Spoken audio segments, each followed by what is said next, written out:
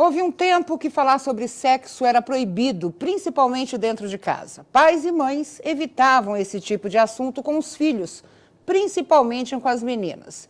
Muitas engravidavam sem saber e meninos contraíam doenças também com total desconhecimento. O tempo foi passando, as coisas ficando mais modernas e as relações mais abertas. Mas, ao mesmo tempo que as informações ficaram mais acessíveis, os jovens passaram a ter experiências cada vez mais cedo.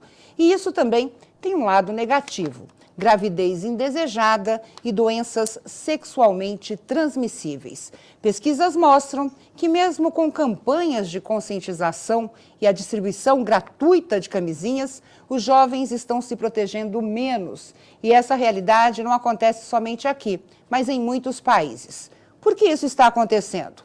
Os jovens ainda acham que estão imunes a essas situações. Que risco estão correndo? Vamos falar sobre isso no programa Saúde e Vida de hoje, o jovem e o uso de preservativos. Por que esquecem de se prevenir das DSTs e da AIDS? E a informação, o acesso aos métodos contraceptivos, o papel dos pais, a pílula do dia seguinte. Estamos recebendo a doutora Albertina Duarte Takeuchi, ginecologista e obstetra e coordenadora do Programa Estadual do Adolescente da Secretaria Estadual de Saúde, Dr. Dário Teófilo, psicólogo social, e a doutora Gisele Cristina Gozuen, ela que é infectologista. E eu começo com a doutora Albertina. Vamos falar um pouco dessa pesquisa. O que foi que me chamou a atenção? A gente sempre coloca o Brasil nos piores patamares, né? Estamos sempre abaixo de outros países em determinadas realidades. Quando eu vi que essa situação do não uso de preservativos pelos jovens não acontece só aqui, acontecem até em países desenvolvidos ou de primeiro mundo, vamos falar assim, eu queria entender quais são os fatores que influenciam nisso, já que nós temos realidades diferentes desses países. Ana, acho que o papel muito importante que São Paulo, que o Brasil teve, foi mostrar nos anos de 95 que os adolescentes conheciam os métodos anticoncepcionais, conheciam o preservativo e que não era a informação, era a insegurança, que o que dificultava era a negociação. Quer dizer, o jovem, o menino, adolescente, o adolescente masculino, tinha medo de exigir o preservativo por insegurança, ele tinha medo de falhar. E a menina, por medo de não agradar. Quanto mais cedo são as relações sexuais, mais uma mudança de atitude em relação ao autocuidado vai acontecer. Então, essa questão da adolescência, ela perpassa em todos os países, que foi essa contribuição. Não é falta de acesso, hoje os adolescentes têm acesso a álcool, a drogas, o que eles quiserem. É a insegurança em relação ao desempenho. Então, para que esses adolescentes passem a ter um autocuidado, uma atitude no sentido de, sem preservativo, eu não tenho relações, ou faça parte do cotidiano deles, é preciso que haja uma outra postura em relação à segurança. Ele aprenda a negociar com o seu parceiro. Agora, doutora Albertina, é uma negação quando o jovem diz o seguinte: nessa pesquisa que foi realizada, a maior justificativa foi não ter o preservativo na hora H. Pode ser um tipo de negação para não assumir esse medo de falhar, esse medo de não satisfazer o parceiro? A primeira relação acontece, 70% não usam na primeira relação. Então, essa pesquisa nem me surpreendeu. Agora, o que está mais preocupando é que adolescentes que começam usando o preservativo deixam de usar, como uma prova de carinho. E isso, acho que a Gisele concorda comigo. E é esses os dados espantosos dos casos de AIDS no mundo, que metade dos casos de AIDS estão acontecendo em jovens. Por quê? Ele usa e diz assim, não, agora ele é limpinho e cheiroso, não preciso usar. E o preservativo feminino, que podia ser também uma forma de negociação, você usa o seu, eu uso o meu, mas eu acho que nós estamos com, eu tenho falado várias vezes, é preciso mudar o foco das campanhas. Tem que ficar careta não usar preservativo, porque adolescente beija com aquele aparelho dentário, não acha que atrapalha, então tem que ter glamour. A camisinha não atrapalha. A camisinha não atrapalha, é uma forma de você empoderar-se. Olha, você é moderno, você usa preservativo, você é careta, você não usa preservativo. E mais, você usa preservativo, você vai ter prazer. Porque menos contato com a vagina, mais conhecimento do seu corpo, então é um passo de dança. Você vai ficar muito melhor. Então, as campanhas ficam muito focadas na doença. Sim. E aí, você engravida, você tem doença, o adolescente adora desafiar. Então, ele vai nesse sentido, né? Agora, doutora Gisele, eu vi também uma coisa que me deixou meio estarrecida, que foi um aumento no número de jovens com AIDS, de 15 a 24 anos. Essa é uma realidade constante exatamente pela iniciação sexual precoce e essa coisa de acreditar que não vai pegar doença. O jovem sempre acha que é super-homem, né? Que ele pode voar, que ele pode fazer qualquer coisa que não vai acontecer nada com ele. Essa irresponsabilidade tem influência direta no aumento do número de casos? Sem sombra de dúvida. Na verdade, eu acho que é uma somatória de fatores, né? Eu acho que é uma questão cultural, porque quem viveu no início da epidemia se deparava com pessoas completamente estigmatizadas, né? Quase todas com a mesma face, vamos dizer assim. E atualmente o conceito é de que nós temos um tratamento eficaz, nós somos referência para o mundo todo no tratamento de HIV/AIDS e ninguém morre mais, né? Então, assim, existe ainda a cultura de que comigo isso nunca vai acontecer, né? Mas eu acredito também que muito disso aconteça pelo fato da gente ter inúmeros medicamentos e acreditar-se que não se morre mais de AIDS. Além da AIDS, quais são as doenças comuns nesses jovens? As primeiras doenças que eles contraem nessa situação de irresponsabilidade? Eu acredito que, principalmente na atualidade, o papilomavírus, por isso que o governo, inclusive, contemplou do HPV, né? A vacina, né? Preferencialmente antes do início da vida sexual. E que nós gostaríamos que os meninos também tivessem acesso. Porque essa história de dizer que as meninas vão ser todas vacinadas e os meninos, por efeito, reflexo, né? não vão. Então, estou aqui na Assembleia, aproveita, todos os deputados, uma lei que torne obrigatório, pelo menos no estado de São Paulo, claro, as meninas também.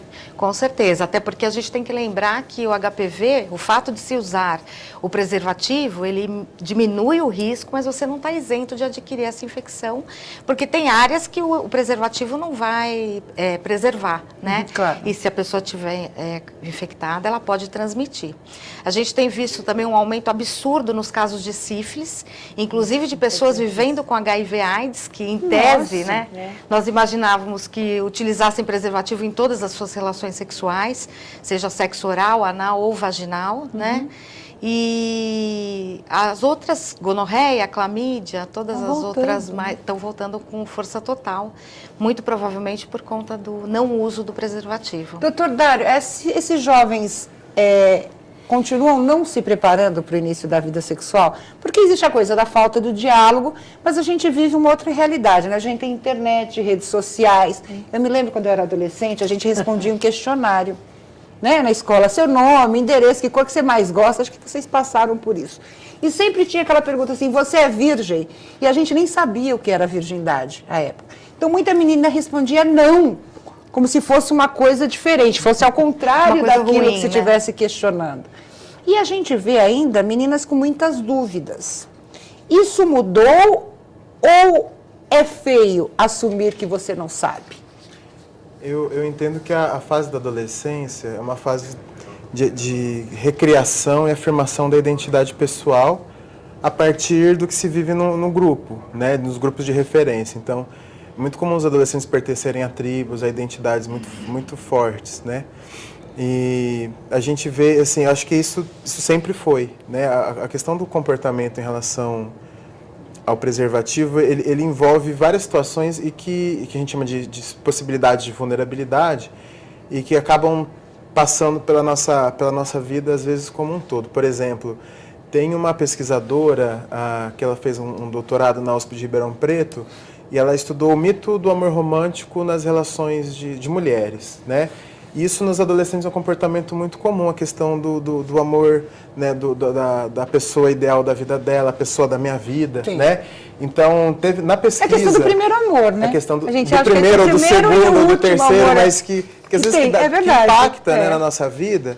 E nessa pesquisa que foi realizada pela Unifesp, né, que trouxe esses dados, né, que você comentou, se afirmou que 34% dos adolescentes, né, eles conhecem, mas não usam. E tem uma fala de um adolescente que ele fala, olha, se a pessoa é minha amiga, eu não uso. Né? Eu trabalhei 10 anos no programa de DST/AIDS e é muito comum essa fala, mas quando eu conheço, eu não uso. Né? E existe essa relação de confiança, a gente faz essa relação entre confiar, conhecer, confiar e se usa preservativo ou não. Né? E acho que a fala da doutora Albertina foi fantástica, porque a gente faz essa relação de de camisinha com a doença. Sim. Né? A gente não associa com a vida, né? Com o prazer, com a preservação, por ser uma coisa bacana. Né? Então, eu te conheço, você está com uma cara boa, você está bonita, tranquilo. Por né? isso que era boa aquela campanha quando se falava quem vê cara não vê AIDS. Né? Eu vi uma coisa, era impactante, mas era uma coisa muito interessante, que mostravam rostos saudáveis, né? E outros não tanto, mas que o rosto saudável tinha, era portador do HIV, e o outro que já tinha um rosto cansado, não era. A gente ainda vive essa coisa do visual, né, doutor Dário? A gente vive, porque a gente, por exemplo, quando a gente trabalha com prevenção do HIV, eu lembro muito de um psicólogo famoso, Jean Piaget, que ele fala da importância do desenvolvimento cognitivo. Então ele fala, a gente tem no nosso desenvolvimento a fase das operações concretas que as crianças estão, né? Então você pega um pedaço de isopor desse tamanho, né? E um pedacinho de ferro e fala, qual que vai afundar primeiro? A criança, não, o isopor vai afundar na água, né? O ferro vai boiar. E a gente não tem essa noção da complexidade das coisas. Certeza. E é muito difícil quando a gente trabalha com prevenção do HIV ou quando a gente faz uma assistência em diabetes, por exemplo. Né, que a gente fala, bom, mas eu não tenho sintoma nenhum, por que eu vou tomar remédio? Eu não estou vendo, por que eu vou usar o preservativo? Né? Então, é difícil a gente associar a questão da prevenção com o cuidado de si mesmo. Né? E as meninas continuam engravidando, doutor Albertina? A gente teve uma comemoração aí um tempo atrás de que houve uma redução no estado de São Paulo de meninas adolescentes grávidas. Como é que está a realidade hoje? A gente apresentou na Nicarágua agora um trabalho fantástico que São Paulo reduziu em 29% a gravidez de 10 a 14 anos. Mas o Brasil, na América Latina, é o país que mais aumentou a gravidez de 10 a 14 anos, porque permaneceu igual. Quer dizer, os dados oficiais mostram 20% de redução em toda a gravidez. São Paulo, gravidez da adolescência, São Paulo é 40%, então nós tivemos o dobro. Mas São Paulo contribuiu para essa diminuição. Mas o que assusta é o aumento da gravidez de 10 a 14 anos. Mais que a Colômbia, mais que o Paraguai, mais que a Bolívia, mais que os outros países, mais que a América Central. Então, 10 a 14, nós tivemos 28 mil casos de meninas que foram mães. Não é que engravidaram, que crianças nasceram. Isso dá uma a cada 20 minutos. Eu vi também uma matéria de uma menina, ela é uma menina de classe baixa, né, classe social, pobre, vamos falar assim, e ela foi mãe a primeira vez com 12 anos, se eu não me engano, e ela diz o seguinte, que ela não aceita o uso da camisinha. Existe essa rejeição por parte das meninas. Por quê, doutora Albertina? Porque querem realmente engravidar? Eu acho que é muito difícil quando você trabalha com adolescente. Eu nunca perguntei, você sabe, Ana, nesses anos todos, nunca perguntei se você quer engravidar. Eu pergunto indiretamente, eu digo assim, com quantos anos você quer que seu filho fique grávida ou que sua filha fique grávida? Ela diz, eu quero com 28. Por quê? Porque aí dá tempo dela estudar. Mas se você quero isso para o meu filho, mas não quero para mim, né? E aí você pergunta assim, e você, se alguém perguntar, ela quis engravidar, até porque é adolescência, ela vai falar, não, eu quis. E outra coisa, o filho agora é importante para ela. Agora, quem engravida de 10 a 14 anos corre mais risco, porque a questão da vulnerabilidade, ela muda de parceiro, é muito rápido, o tempo real, foi aquilo que o Dário falou. É difícil a pessoa entender, muito tempo é um mês. Eu gosto muito desse meu parceiro, eu conheço há muito tempo, é meu amigo há muito, quanto? 2 meses, 1 mês. Então, pro amigo que ela conhece, ela não vai exigir. Então ela diz, eu não gostei. Ela tem que dar uma desculpa interna. A primeira desculpa é, eu desejei. A discussão hoje, internacional, é decisão engravidar ou é falta de decisão? Ela decidiu engravidar ou ela não teve um poder de decidir porque faltou saúde, educação, informação? Quer dizer, ela foi privada de um direito de cidadania. Porque quem tem decisões, ela tem acesso a poderes, redes de informação, de estudo, de cultura, de futuro. Então, ela pode decidir isso de ser mãe. Se ela foi mãe, é porque faltou poder de decisão, faltou o Estado decidir que ela deveria ter acesso a decisões. Eu preciso para o intervalo rapidinho, vou deixar algumas perguntas aqui. A questão da internet, o que mudou no comportamento desses jovens. O surgimento da pílula do dia seguinte também deve ter alterado o comportamento de meninas e meninos. E também um jovem, quando ele tem o diagnóstico de uma doença sexualmente transmissível ou de uma AIDS, como é que fica esse jovem? Quais são as principais dúvidas sobre essas questões? A gente volta já já.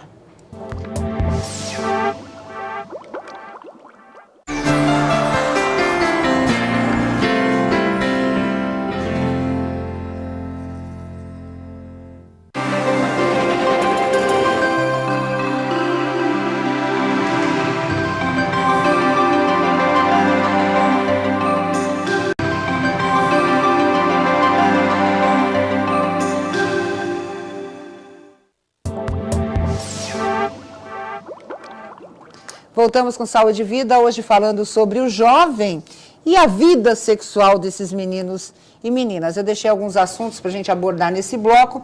Primeiro, a questão da internet, doutor Dário. O que eu noto é que é muita informação, muito rápido e muitas vezes informações conflitantes, né? A internet tem os lados positivos, que eu acho que tem, essa troca de informações, pesquisas, reencontros, mas tem um lado negativo que me preocupa, principalmente nessa questão. A gente vê alguns posts, como são chamados, de meninas jovens, falando de sexo, falando de relacionamento, beijos, mostrando determinadas, vamos dizer assim, partes do corpo. As meninas não têm mais corpo de menina. As meninas hoje têm corpo de mulher. De que forma isso influencia na vida sexual desses jovens, positivo e negativamente? Acho que é complexa essa questão, né? Hoje, realmente, nós temos um acesso a informações como nunca se teve na história da humanidade mesmo, né? Num celular você tem acesso a todas as bibliotecas da história do mundo, né? Isso, por um lado, traz muito poder para o adolescente. E acho que, além disso, acho que a influência, além das informações, a influência das redes sociais ainda também acho que ela tem uma força muito grande, porque o adolescente está neste momento de constituir a própria identidade, né? Então busca novas amizades nessas redes, busca novos amigos, né? Eu acompanho alguns movimentos sociais em Ribeirão com muitos adolescentes, eu sou de Ribeirão Preto, e eu vejo que às vezes se criam movimentos novos, grupos novos, assim, todos os dias estão se criando grupos, é uma velocidade muito grande. Só que eu acho que uma coisa não sei se mudou tanto, né, que é a relação como os adolescentes se constituem enquanto identidade, como pessoa, né, como pessoa adulta. Né? Então, e na minha leitura, eu acho que é muito importante a gente pensar como são os processos de apropriação da vida desses adolescentes. Né? Como a doutora Albertina, a doutora Gisele, né? A gente comentou sobre o cuidado de si mesmo, né? Quer dizer, como que os pais, as instituições, a escola, a sociedade permite que o adolescente tenha autonomia e saiba lidar com ela, né? Eu lembro de Ele não é preparado para isso, né, doutor Dário? Que eu noto, até nós já fomos adolescentes e as coisas aconteciam e a gente tinha um despreparo total para aquela realidade, até com a chegada do computador. A gente não sabe até que ponto a gente pode ir. Eu já vi jovem dizendo que não usa camisinha porque não aprendeu a colocar. Quer dizer, você dá a camisinha para o jovem, mas se ele não souber colocar, não adianta nada. A gente fica muito no meio caminho das situações, ou seja, a situação chega e a gente não é preparado para lidar com ela. Esse adolescente, às vezes, tem vergonha de falar que ele não está preparado, porque fica feio perante as tribos, perante os coleguinhas. É isso que me assusta muito. Quando a gente faz essa leitura, quando a gente estuda a AIDS, por exemplo, o HIV, né, acho que a doutora Gisela vai poder também falar um pouquinho, foi uma epidemia que ensinou muito a gente. Então, quando a AIDS surgiu no Brasil, eu sempre, quando eu faço uma palestra, eu faço uma pergunta. Onde que a AIDS surgiu primeiro no Brasil? Aí o pessoal fala, foi ali. Primeiro foi na mídia. né? Verdade. A mídia fala assim, existe uma peste, existe uma doença horrível. Saiu uma então, manchete a mídia no jornal de São estigmatizou a Paulo, AIDS, né, na verdade. dizendo que a peste gay chega a São Paulo. Isso, Foi né? isso mesmo. Então, assim, primeiro se cria um estigma negativo, depois aparecem as pessoas com o HIV, com a AIDS, e a gente, além de lutar, enfrentar a doença na perspectiva da saúde, a gente enfrenta na perspectiva social. Preconceito. E se a gente observar a estrutura como os programas de prevenção, eu entendo como concepções de saúde e doença, que a gente evoluiu, né? Então a gente era muito arraigado à concepção biológica. Então a gente pensava, existem os grupos de risco, são essa pessoa então quem tinha AIDS estava muito preso. Quando a AIDS surgiu, chegou a se chamar a doença dos 5Hs. Era prostitutas, homossexuais, haitianos, hemofílicos, né? Quer dizer, era preso a grupos de risco. Depois isso se diluiu. Hoje, depois a gente pensou que eram comportamentos de risco, usa camisinha ou não. Só que depois a gente entendeu que as influências sociais, elas são muito importantes para a gente entender esses comportamentos. Então, o que a gente chama de vulnerabilidade social de vários níveis. A gente tem individual, a gente tem social, a gente tem a programática, que é onde o Estado intervém. Mas a gente sabe que as relações sociais, culturais, econômicas, né, e aí se a gente focar no público do adolescente, né, e aí eu penso, né, todo programa de saúde ele tende a desenvolver a emancipação das pessoas, né, que senão a gente, enquanto o nosso discurso estiver arraigado, a falar assim, olha, o adolescente tem que usar a camisinha porque eu estou mandando ele usar, a gente nunca vai conseguir fazer ele usar. Com certeza. Né? Porque a questão é empoderar, acho que é o que a doutora Albertina falou no começo, o que desperta no adolescente ou nas pessoas, né, o desejo de se cuidar. Por que é importante eu me cuidar? Porque é importante usar o preservativo. Aquela coisa do cuidar e cuidar do outro, né? Eu falei sobre esse aumento considerável do número de jovens com AIDS. Doutora Gera, qual o perfil desse jovem? Esse jovem de 15 a 24 anos. Qual o perfil dele? Quem é esse jovem que está contraindo a AIDS hoje? Esse jovem é o jovem que frequenta todos os lugares comuns, que participa de festas, nas famosas baladas. Ele não tem um perfil particular, eu não consigo ver isso. E não percebo também uma diferença muito grande em termos de classe social. Isso é né? importantíssimo. E meninos e meninas? Eu não percebo diferença nesse aspecto. O que a gente tem observado muito é o aumento de casos, principalmente no homem que faz sexo com homem, né? E eu aí, de novo, volto para a questão que eu já tinha comentado com vocês anteriormente, da liberdade, né? Eu acho que a gente vive uma sociedade que a gente pode tudo, né? Nada mais é proibido, né? E as coisas estão muito à mão pela própria internet ou até mesmo pela própria liberdade que nos é dada, né? E que a gente procura dar para os nossos filhos, enfim, para os adolescentes. A senhora tem pacientes jovens? Tenho. Quais são os principais questionamentos quando esse jovem descobre que tem uma DST ou tem uma AIDS? Então, primeiro, como toda doença sexualmente transmissível, é o processo de negação, né? E aí, quando você vai questionando não mais o seu grupo de risco, porque isso não existe mais, mas o seu comportamento de risco, mostrando para esse jovem onde ele pode ter se exposto, né? E aí vagamente ele se lembra que uma vez, né? É sempre a mesma, essa história ela é muito repetitiva, né? Mas ele vai livremente ou ele é levado? Não, ele vai livremente, principalmente se ele tem algum sintoma ou algum sinal no corpo que chama atenção, sem sombra de dúvida. E tem uma outra questão que eu queria voltar a respeito do preservativo. Realmente, ele está super disponível. Você entra em qualquer unidade de saúde, ele tem um dispensador de preservativo que o jovem pode pegar o quanto ele quiser ali, né? Mas você comentou uma coisa interessante.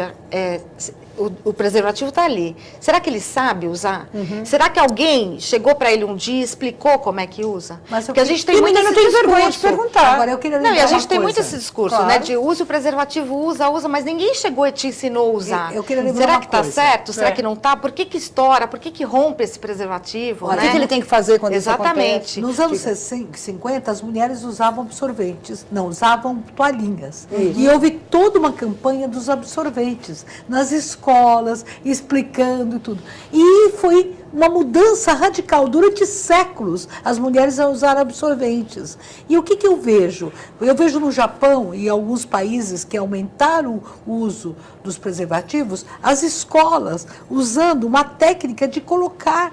E aí eu acho que além do colocar, é o desejo. Você fica melhor porque você fica livre, né, para ter uma sexualidade. Você conhece o seu corpo. Então, aumentar o prazer, desprezar a doença e aumentar o prazer. E, como última fala, além de tudo, você não engravida e também não tem doenças sexualmente transmissíveis. Agora, o meu uso, doutora, também tem a ver com a pílula do dia seguinte, porque foi um boom, né? Quando apareceu a pílula do dia seguinte, a mulherada de qualquer idade, porque eu tenho amigas que se sentiram protegidas, né? Eu não vou engravidar, não vou ter uma gravidez indesejada.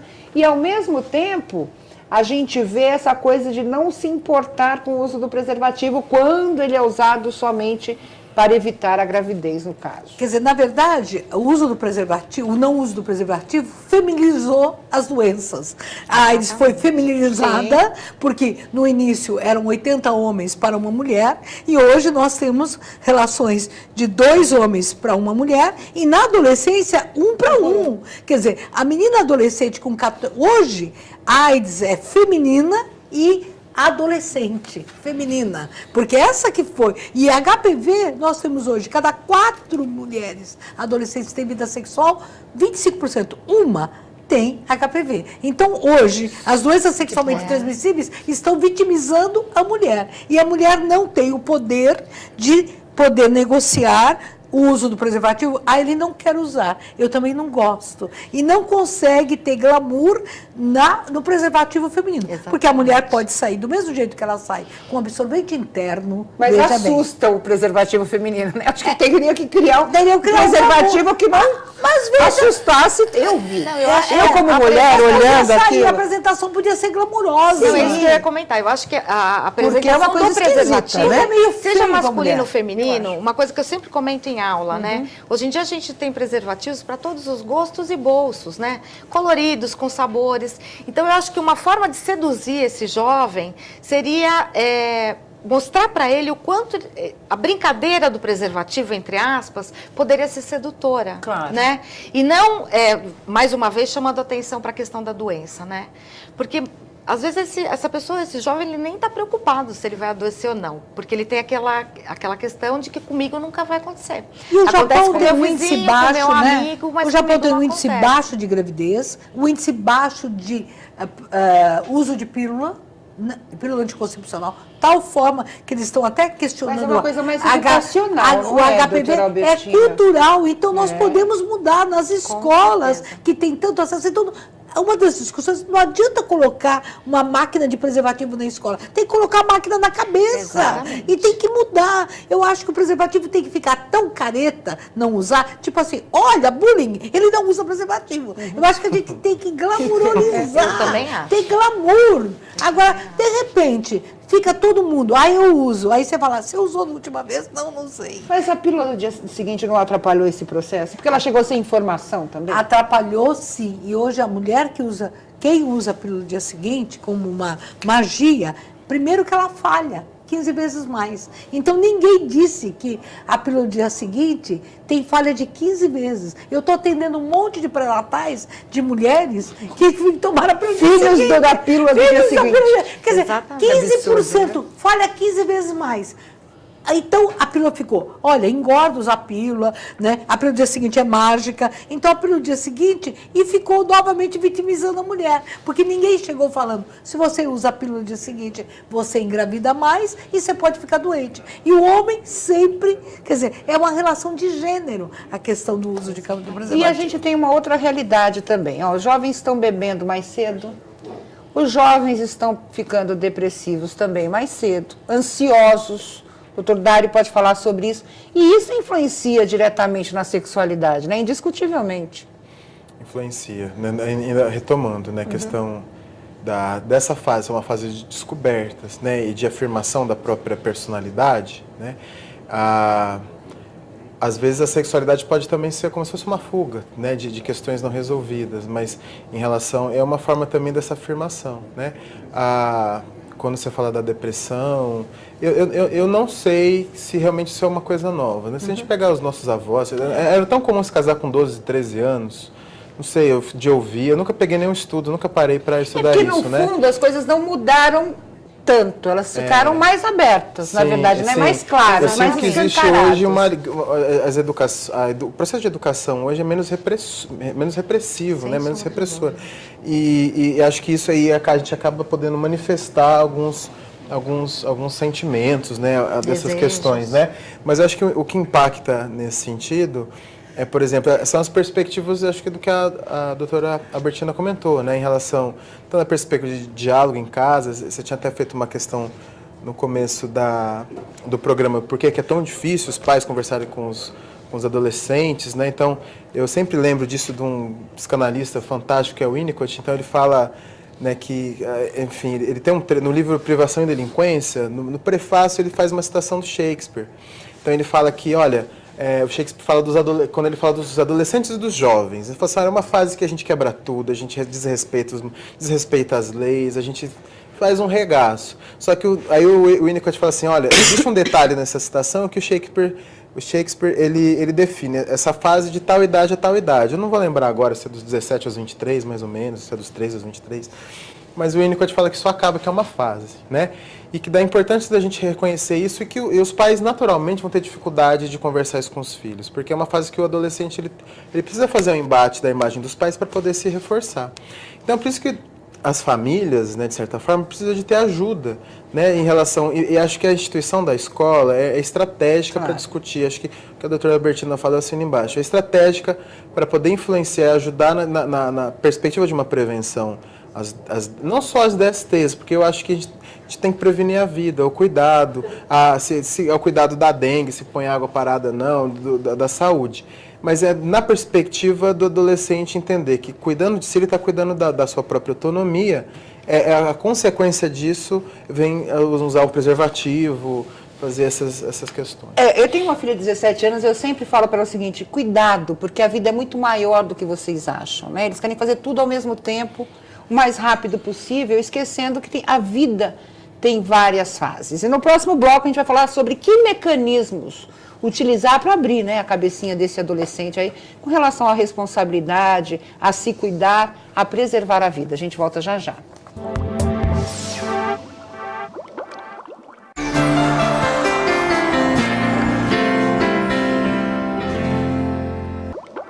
Voltamos com Saúde e Vida, falando sobre o jovem e a sexualidade.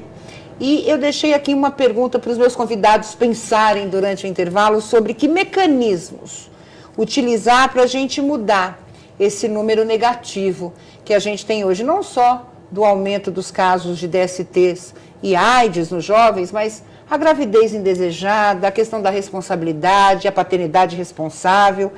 Que mecanismos utilizar, doutora Albertina? Porque a gente já viu tanta campanha de conscientização. Eu lembro que na minha escola um povo falar de sexo. Será que a linguagem está errada? A ferramenta utilizada não é bem aquela? O que fazer? Eu acho que a palavra é dar voz aos jovens. Eu acho que se o adolescente tiver voz, ele fala os caminhos. E a forma, eu acho que a escola, ela tem que ouvir que ela está desagradável para os jovens, eles não estão gostando de vários mecanismos. Eles se comunicam nas redes sociais, eles se comunicam em vários lugares. Eu não tenho a fórmula mágica, mas tenho uma fórmula que está dando certo. Nós temos em vários lugares os programas das casas do adolescente. Lá, na verdade, os jovens, hoje mesmo, fazem oficinas dos sentimentos, plantão das emoções. O adolescente chega lá e diz, fui traído, queria falar aqui. E essa é uma oportunidade. Ele fala, mas dá para ele potencializa, aí né, doutora Albertina? Não passaram por nada. Estou com dor de cabeça, eu estou brigando com a minha namorada, eu vou matá-la. Quer dizer, ou então ele fala assim, até ele diz na segunda-feira, eu vou me suicidar. Então, nesse momento, nós temos que ter todo um aparato. Então, a saúde e a escola e a sociedade tem que ter movimentos que possam escutar. Então, estou dizendo a experiência concreta. A gente faz grupos das emoções, oficina dos sentimentos. Qual é o sentimento do jovem? É claro que ele fala do amigo. E nesse momento a gente fala da prevenção, mas de outra forma. O que você acha que leva o adolescente a não usar preservativo? Porque eles são chatos, porque isso. Um fala do outro. Então a gente não fala deles. Outra coisa, quais Quais são as emoções? O que vocês esperam? A adolescente que engravida, a gente dá a voz para ela falar o que ela acha. E para ela prevenir a segunda gravidez, para que não aconteça sem querer. E o que nós temos visto? Olha, você quer ver Ilha Comprida, que eu quero saudar aqui o prefeito de lá. A gente fez uma casa do adolescente. Era uma antiga adega abandonada. Fez a casa. Lá tem adolescentes mirins, guias mirins, ecoturismo, adolescentes que estão aprendendo línguas, porque eles recebem muito. Então lá tem oficina de culinária. Então não é emagrecer. Vamos aprender dietas que eles querem emagrecer. Oficina de mecânica, adolescentes que fazem ginástica, oficina de atores e o atendimento médico e psicológico. Quer dizer, ocupar o tempo desse adolescente, né? Para ele não pensar, né? Porque a gente tem hoje, infelizmente, a gente fala da mídia, a mídia é importante, mais uma vez eu falo isso, mas a gente vê a questão do culto ao corpo, né? O homem tem que ser saradão, bombadão, tanquinho, a menina tem que ter peitão, bundão, mostrar, colocar piercing no umbigo, na orelha, na cabeça. A gente vê essa coisa do visual, doutor Dário, muito mais forte a cada dia. Eu vejo isso pela minha filha. Minha filha emagreceu 18 quilos sozinha. Né, quis operar a orelhinha de abano, alisou o cabelo. Porque são vítimas de bullying. Exatamente, porque ela era feinha, patinho feio, o óculos era feio. E a mãe bonita, né? Ela já era linda, ficou melhor. Mas isso também potencializa essas relações e faz o adolescente deixar de lado muitas fases importantes da vida, que prejudicam ele no futuro. O que pode acontecer com esse adolescente? Ou seja, virar um adulto, vamos dizer assim, frustrado, de alguma forma? Assim, eu acho que, até linkando essa sua pergunta com o que você tinha perguntado antes, e quais são as estratégias que a gente pode fazer de diferente, né? Eu acho que é importante a gente desfocar o olhar para o comportamento individual desse adolescente e pensar enquanto um processo social. Entender que hoje, por exemplo, em relação a essa questão da imagem, talvez a influência da mídia, que o tempo todo, né, da publicidade, o tempo todo incentivando as pessoas a se valorizarem pela imagem, né, a gente vive uma sociedade da imagem hoje, né, então que a própria televisão ou as revistas ficam mostrando... O próprio Face só aparece coisas boas, eu faço isso. Eu tenho adolescente que fica a noite toda e nem dorme. A felicidade, né, que nem todo mundo fala assim, no Face todo mundo é feliz, rico e lindo, né? Às vezes eu tenho umas fotos feias no Facebook, eu falo assim, gente, vamos pôr foto feia no Facebook, né? A gente não aceita muitas vezes a nossa realidade, né? E acho que isso acaba criando um caldo cultural, e aí quando aí o adolescente aparece nisso, né? Na hora de montar, de criar essa sua identidade, uma identidade tanto pessoal, que ela vem de uma identidade social, de como as pessoas me enxergam, eu vou dialogando isso comigo, e aí com o tempo eu vou meio que me diferenciando da opinião das outras pessoas, né? Eu acho que realmente é uma situação muitas vezes muito difícil, né, da gente muitas vezes a gente acaba sofrendo porque em relação tanto à nossa imagem, né? E isso é um elemento de vulnerabilidade, principalmente da mulher, como foi colocado, da vulnerabilidade das mulheres, que essa discussão do gênero é muito importante, né? Então, como que às vezes acho que não generalizando, às vezes isso acontece com homens e mulheres, né? Mas muitas vezes eu acho que as mulheres sofrem isso de uma forma que às vezes num relacionamento, né, não vai usar preservativo para agradar o parceiro, né? Um pouco nesse sentido. Então eu entendo que na relação, eu acho que é importante se trabalhar, e acho que outra questão, né, os adolescentes são muito pressionados, né, no estudo, a passar no tal do vestibular, né, definir lá, logo nos 17 anos de vida o que vai ser na vida, né? Eu trabalho também com o que vai ser bem sucedido. O que vai ser bem sucedido. É o que vai ser. O que vai ser bem sucedido. Você escolhe alguma coisa que vai te garantir o futuro.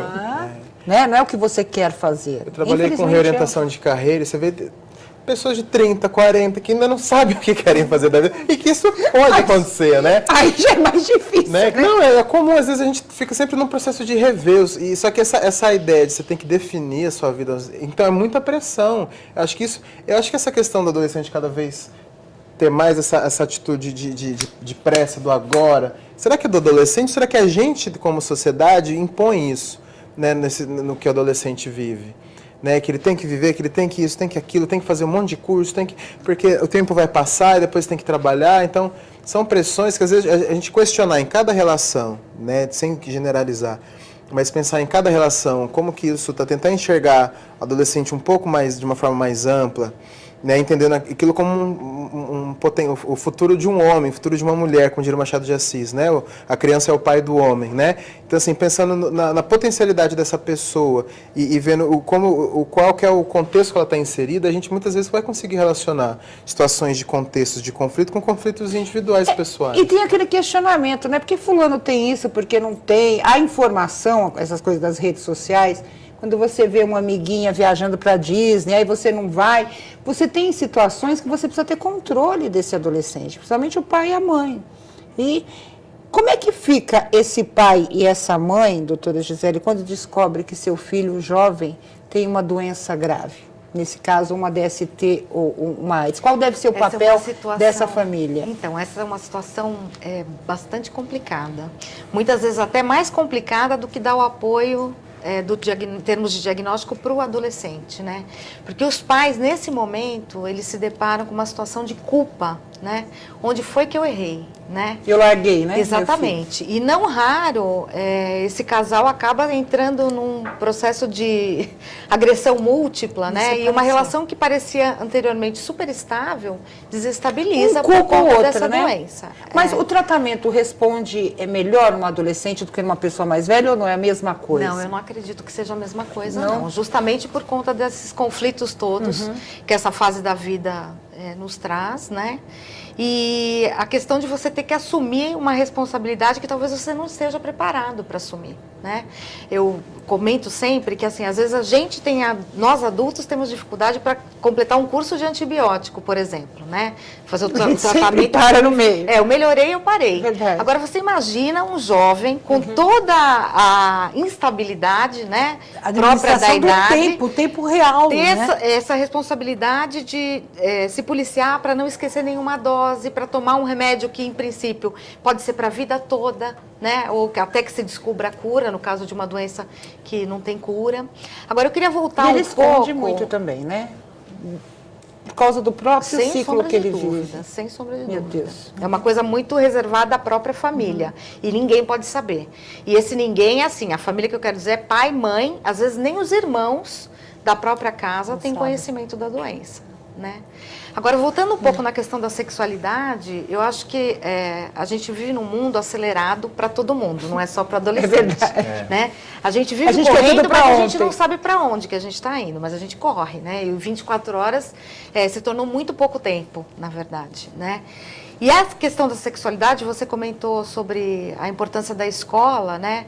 Eu acho que uma coisa que ajudaria muito, e que eu sei que é muito fácil falar, mas talvez seja muito difícil para implementar, é tratar o sexo, a sexualidade, como um assunto normal e interessante, como qualquer outro. O problema é que a gente quer ser muito moderno, mas sexo, droga, ainda são tabus, que ninguém consegue conversar com tanta liberdade. Eu posso dizer, né? claramente o que eu vejo hoje na minha idade, eu tenho 46 anos, uma filha de 17, eu vejo o sexo hoje mais como sacanagem para o jovem. Não é, sai aquela coisa do sentimento, né? O namorar de mão dada, o beijo, ainda é muito mais valorizado para o jovem que começa a namorar do que o jovem que começa a ter sua iniciação sexual. Eu acho que é aquela coisa da sacanagem mesmo. Mas olha, eu quero transar porque né, é fácil, é bom. Eu posso estar enganada, mas eu vejo isso muito diferente. Mas eu acho que é porque está tudo muito banalizado, como a Albertina comentou. Uma relação de 2 meses, ela é eterna. Nossa, faz uma eternidade que eu estou namorando com ele, né? É verdade. Eu o conheço há 5 minutos, mas, nossa, você é meu melhor amigo, né? E para toda a vida. E para toda a vida. Então, assim, é essa facilidade que eu acho que torna as coisas muito mais complicadas. E foi nesse aspecto que eu quis comentar anteriormente, né? Hoje em dia, está tudo muito fácil, está tudo ao alcance da mão. Eu acho que a sexualidade, e como plano de vida, acho que tem que começar a ser pensada. A sexualidade faz parte da vida, né? Exatamente. E ela, às vezes, ela é cortada. E quando eu vejo que, por exemplo, 10% das adolescentes grávidas, não, 10% do PIB do Brasil é gasto com gravidez na adolescência, eu fico pensando quanto por cento do PIB é gasto em AIDS, é gasto em doenças, isso. Então, nós precisamos, não é nem uma ação afetiva, é uma ação econômica. Claro. Hoje, trabalhar com a questão de uma mudança não está dando certo. Vamos mudar. Se 10% do que nós gastamos com 570 mil meninas adolescentes que estão engravidando no Brasil, é 55 por hora. Essas adolescentes, elas estão tendo saído do mercado de trabalho, estão mais dificuldades, estão sendo abandonadas pelos parceiros, vão ser mães e avós de adolescentes. Exatamente. Então, vai ficar uma E vira um herança ciclo, cultural. né, doutora Vira uma Beta? herança Com certeza. cultural. A filha dessa adolescente vai ser mãe Eu adolescente. estou tratando etc. os avós, avó, tem bisavó com 48 anos. Meu Deus. Olha, gente, eu quero dizer que infelizmente o nosso tempo chegou ao fim, mas vou dar um minutinho para cada um dos meus convidados para as considerações finais.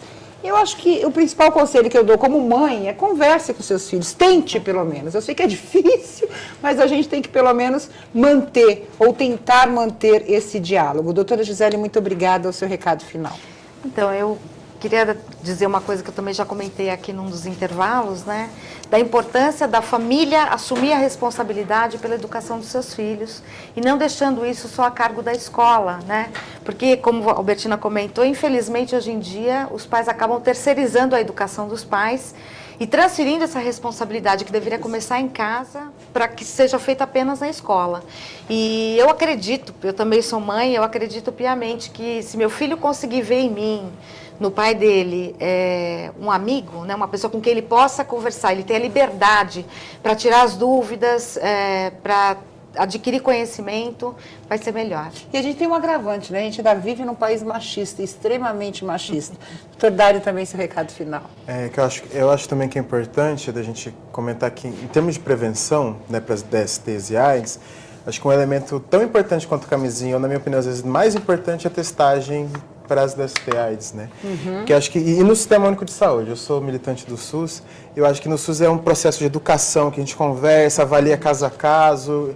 E a testagem, quando a gente passa pelo movimento da testagem, então acho que a gente tem que incentivar todos os adolescentes a fazer a testagem para o HIV, no momento que a gente pensa, será que o teste pode dar positivo? Será que dá negativo? O que significa isso? O que é isso na minha vida? Eu acho que é a hora que a gente incorpora essa questão. Certo. E aí redireciona um pouco, reincorpora novas atitudes, novas práticas. Até preparar esse jovem para um possível diagnóstico, né? Doutora Albertina, também, muito obrigada ao seu recado final.